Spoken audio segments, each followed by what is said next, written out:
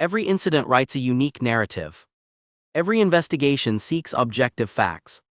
Securing your legal rights, uncovering real justice. We were just at dinner, sir. Coming straight home. I didn't ask you all that. Where exactly? Cedar House Grill. About 20 minutes from here. That's your sister sitting there. That's my wife.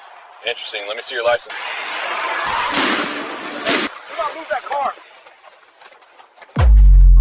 The last thing Camille Gatson did before she was shot was make a phone call. Not to family, not to Joshua, to 911. Her voice on that recording is calm and specific. She names the smell coming off the man with the badge. She gives their location on the highway. She says they are trying to get somewhere safe. The call is time-stamped. It was received by Philip Shannon's own department while he was still behind their car. Shannon had no idea it was happening. That call is the reason he is serving 25 years. And Camille Gatson is not here to know it. If you believe accountability should follow a badge wherever it goes, hit that like button and subscribe right now. Drop your location in the comments. This story is reaching every corner, and I want to know where you are watching from. This is what happened on a county road in Redbud County, Texas, on a Friday night in March. The flashlight came through the driver's window without warning. The beam landed on Joshua Gatson's face before the cruiser had fully stopped behind them, before the dust off the shoulder had settled, before either of them had fully processed that the lights in the rear view were for them. The voice that followed was loud. Too loud for the situation, with the particular overcorrection of someone working to sound authoritative while his body was pulling against him. The command was to step out. Both of them, right now. Joshua did not move immediately. Not out of resistance, out of the half-second recalibration a person does when something arrives wrong before they can name what is wrong about it. Redbud County sat flat under a clear March sky. The highway between town and the county line was the kind of road that asked nothing of the people who drove it. No sharp curves, no unmarked intersections, no history of trouble. Joshua had driven it 3 nights a week for 3 years. He knew every mile of it. At 10:47 on a Friday night, with the windows up and the heat running low, it was just the road home. Joshua Gatson was 34. He had taken the same job, lived in the same county, driven the same routes long enough that most of his decisions were automatic. Camille, 31, and his wife of 2 years, had her shoes off in the passenger seat. They had eaten at Carver's on 5th, a reservation, white tablecloths, the kind of place where the bill came in a leather folder. It had been a good dinner, the kind that ends with both people deciding they should do this more often. They were not speeding, the plates were clean. There was no reason the lights should have been for them. Philip Shannon had pulled out of a shoulder position he had held for 40 minutes. He ran the plates, clean. He pulled out anyway, and fell in behind them at the intersection before the bridge. He followed for less than a quarter mile before activating the lights. He approached the driver's window on foot. The walk was slightly overcorrected, not a stagger, not anything dramatic, but the careful deliberateness of a man monitoring his own gait. He held the flashlight steady with the concentration of someone who had learned, sometime earlier that evening, that steadiness required effort. Joshua lowered the window. The smell arrived immediately. Rum, not faint, not residual. Present and direct in the cold night air, coming off the deputy standing at the window with a weapon on his hip and a badge on his chest. Joshua provided his license and registration without being asked twice. Shannon took them and studied them for a beat that extended past the time the task required. Then he asked where Joshua had been that night. Joshua told him. Shannon asked again, the same question. Not a follow-up, the identical question, as if the answer had dissolved somewhere between Joshua's mouth and Shannon's comprehension. Then Shannon moved the flashlight to the passenger seat and asked if Camille was Joshua's sister. She was his wife, 2 years. The rings were in the flashlight beam. Camille looked at Joshua. Joshua looked at the road ahead. Shannon said something else. The body cam captured it. The words slightly collapsed into each other and reached for the door handle on the outside of the vehicle. Joshua's hand moved to the window controls instinctively, then stopped. The engine was running. The road ahead was empty and straight. Camille's voice, when it came, was not loud. It was the opposite of loud. Controlled and flat, the register of a person who has run a calculation and arrived at a number. The man outside the window smelled like a bar. He had a loaded weapon. He was asking questions that did not hold together on a road with no witnesses in either direction, and he had just tried to open their door. She told Joshua to go. Not a suggestion, not panic. A conclusion reached by someone who had correctly identified every variable in a situation she had not asked to be in. Joshua hesitated. The hesitation lasted 3 seconds, maybe 4.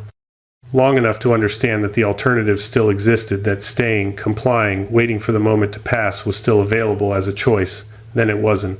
The car pulled away from the shoulder and back onto the highway, gathering speed without drama. Two people putting distance between themselves and something that had been wrong from the moment the flashlight came through the window. Camille reached for her phone. Shannon moved back toward his cruiser with the same deliberate gait. He keyed the radio. The transmission came out correctly. Vehicle fled, stop, direction of travel, description in the professional, compressed language every officer learns before their first shift. The words were accurate. The sequence was right. They were delivered by a man whose blood alcohol content, as the toxicology report would confirm weeks later, registered at .16, twice the legal driving limit, close to 4 times the threshold any department in the state permitted for an officer on active duty. He drew his weapon before he reached his cruiser door. He raised it at the rear of the retreating vehicle, a car carrying 2 unarmed people on a public Texas highway, and fired once. The shot missed. The car kept moving. Shannon got in the cruiser and started the engine. In the passenger seat, Camille had her phone to her ear. The rearview mirror showed the cruiser's lights coming on. The road ahead was straight and dark. She was already talking to someone. The chapter closes there, before the reader knows who is on the other end of the line. She had called 911. The call connected within seconds of the car clearing the shoulder. The recording which existed, which was time-stamped, which was being received by Redbud County Dispatch while Philip Shannon's cruiser was less than 300 yards behind them, captured her voice giving their location on the highway. The vehicle following them, the deputy's physical condition as she had observed it at the window, the smell, the questions that did not track, the attempt to open the door from the outside. She told the dispatcher they were trying to get somewhere safe. Her voice was steady throughout. Camille Gatson, in the passenger seat of a car running from an armed, intoxicated deputy on a dark Texas highway, was building the prosecution's case in real time. Every detail she named was captured, logged, and irrefutably dated to the minutes before a single shot connected with their vehicle. Shannon's own dispatch was relaying the substance of her call while he was behind them. He did not know the call was happening. That is the fact that the defense could never reach around. The pursuit moved through 3 miles of county road. Shannon's lights behind them, radio traffic thickening as other units were flagged, Joshua driving with both hands on the wheel and his eyes tracking between the road ahead and the lights behind. Camille stayed on the line. The dispatcher was asking questions she answered while watching the rear window. They passed the grain storage facility on Route 9. They reached the first intersection. Shannon fired from his cruiser at the intersection. A moving vehicle on a public county road, 2 unarmed civilians inside, the contents of the car confirmed by his own dispatch in real time. The shot missed. The pursuit continued north on Route 9 toward the Water Tower Junction. The gap between the 2 vehicles shifted as the road shifted, opening on the straight sections, closing at the turns. Shannon did not fall back. He did not redirect. He did not hand off the pursuit to the units being repositioned on the parallel road 2 miles west. He stayed behind them, and the weapon stayed in the equation. Here is where the story becomes something the defense had no answer for. Philip Shannon did not fire once in a moment of overwhelmed judgment. He did not fire twice in an extended confrontation with an armed and threatening suspect. He fired at 3 separate locations across 3 miles of Redbud County Highway. 3 distinct moments, 3 distinct decisions. Each one made by a man who knew because his department was telling him that the car in front of him contained 2 unarmed civilians who had fled a stop because the deputy conducting it smelled like rum and had tried to open their door without cause. One shot during a pursuit is a reflex. Juries understand reflexes. Defense attorneys know how to build a case around the half-second compression of fear and adrenaline. The law has architecture for that argument. It is imperfect architecture, but it exists, and it has worked before. 3 shots across 3 locations is not a reflex, it is a record. It is a GPS-logged, body cam captured, dispatch time-stamped record of repeated choices made by the same person in the same pursuit. Every pin on the prosecution's map was a separate decision. The jury would look at that map for 3 days. Camille was on the line with 911 when the second shot was fired. She had described the smell, named the road, and told the dispatcher the deputy was not right before a single bullet left that weapon. Do you think that 911 call was the piece of evidence that made this verdict inevitable? Drop yes or no in the comments and share this with someone who needs to hear it. The third shot found the car. 1 round entered through the rear passenger door. The second struck Camille in the head. The 911 call was still connected. The dispatcher heard the change, not the impact, but the sudden shift in the quality of the car, Joshua's voice, the absence of Camille's. Joshua looked over. He pulled onto the shoulder. He was saying her name before the car had fully stopped, the particular rawness of a person calling to someone who is no longer responding in the way they were a moment ago. Shannon's cruiser came in behind them. The units repositioned on the parallel road arrived less than 2 minutes later, pulling in from the adjacent farm road, too late to redirect the pursuit, and now standing at the end of it instead. Camille was airlifted from the scene. Joshua was separated from her by the systematic procedural machinery that arrives with every cluster of uniforms, statements, positioning, the managed separation of involved parties that is standard, and also, in this case, the last time Joshua would be near his wife while she was alive. At the scene, after the helicopter had gone and the remaining units were standing in the road, a voice on the body cam said it plainly, that Shannon should have just let them go, that it would have been a DUI charge maybe, that now it was a whole thing. Not grief, not recognition of what had happened to the two people in that car. An operational inconvenience noted aloud, on a running camera, at a crime scene. The body cam captured it the way body cams capture everything, without commentary, without awareness of what it was recording, without any understanding that this sentence would play in a courtroom, without a single word of framing required. Route 9 went quiet. Units parked at angles across both lanes. The engine of Joshua's car was still running. The 911 call finally disconnected after 41 minutes on the line. On Saturday morning, Camille Gatson died. She had been airlifted from Redbud County Medical Center to a trauma facility in Dallas, where a surgical team worked for 6 hours. 6 hours is not a number that signals inadequate effort. It signals the opposite. On Saturday morning, the day after a dinner at Carver's on 5th with a reservation and shoes off in a highway that should have taken both of them straight home, she was gone. She was 31 years old. She had not been speeding. She had not been drinking. She had not committed a moving violation or presented a threat or given Philip Shannon a single justifiable reason to run her plates, let alone follow her car down a county highway for a quarter mile before lighting it up. She had assessed the situation at the window correctly. She had documented it in real time. She had done everything available to her. None of it kept her alive. All of it kept Shannon from walking away. He was suspended within hours of the shooting and terminated before the weekend ended. The toxicology results confirmed .16, twice the legal driving limit, close to 4 times what any Texas law enforcement agency permitted for an officer in the field. The charges followed: aggravated murder, aggravated assault with a deadly weapon, official misconduct. The department's statement called his conduct inexcusable. It was the first accurate word the institution had produced since the night it happened. The trial ran 9 weeks. The prosecution built its case on 3 foundations: the toxicology report, the body cam footage, and Camille Gatson's 911 call, played in full for the jury on the second day of proceedings. Her voice filled the courtroom. She named the smell. She gave the road.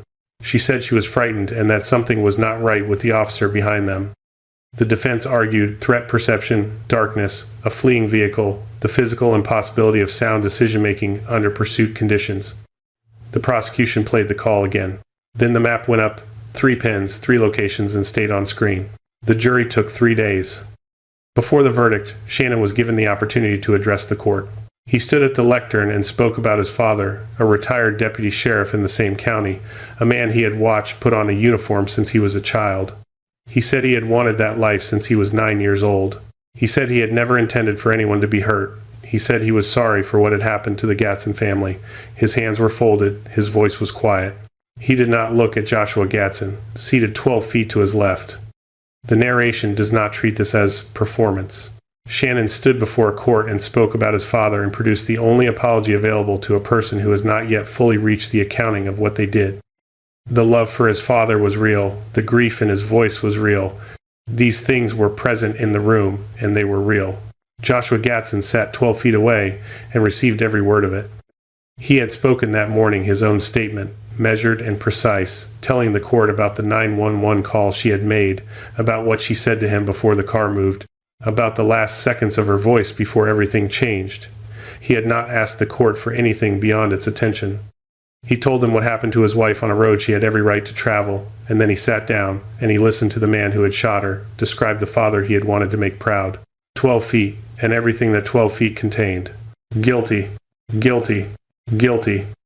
3 charges, the same word returned against each one, not with drama, with the flat, complete authority of a system that had taken 9 weeks and 3 days of deliberation to arrive at what the body cam and a 41-minute 911 call had documented in 18 minutes on a county road.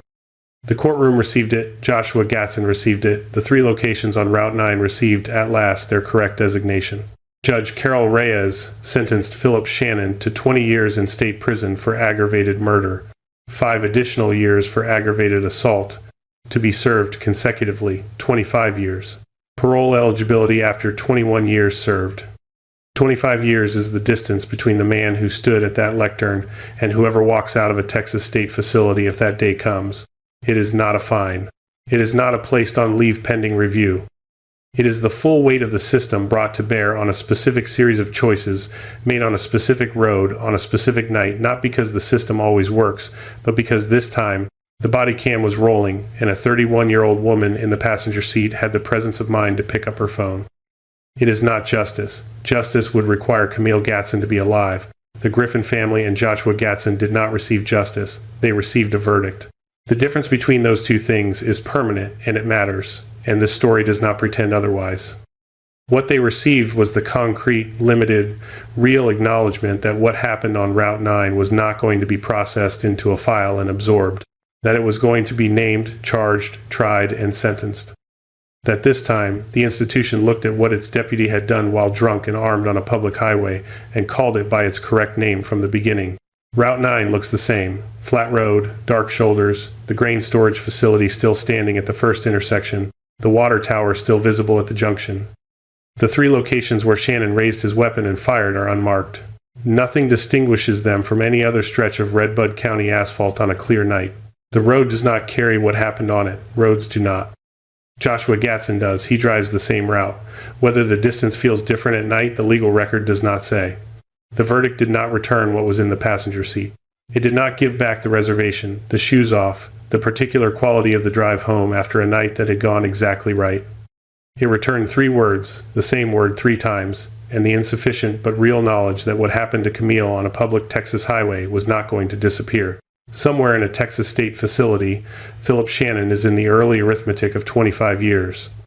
Learning, in whatever way that kind of learning arrives, that a county road and 2 people heading home was all it took.